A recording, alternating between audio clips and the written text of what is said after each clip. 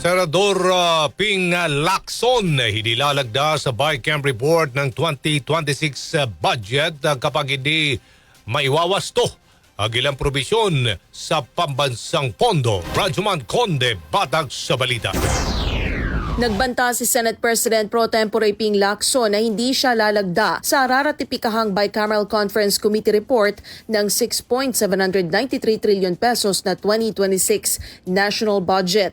Ito ang balak ni Lacson kapag hindi na itama ang mga probisyong nagbibigay ng malaking dagdag na pondo para sa medical assistance to indigent and financially incapacitated patients o MyFIP at ang paglalaan ng bilyong-bilyong piso para sa mga posibleng kadudadudang farm-to-market roads. Sa Bicam ay itinaas sa 51 billion pesos ang budget ng MyFIP sa 2026 at 33 billion pesos para sa farm-to-market roads.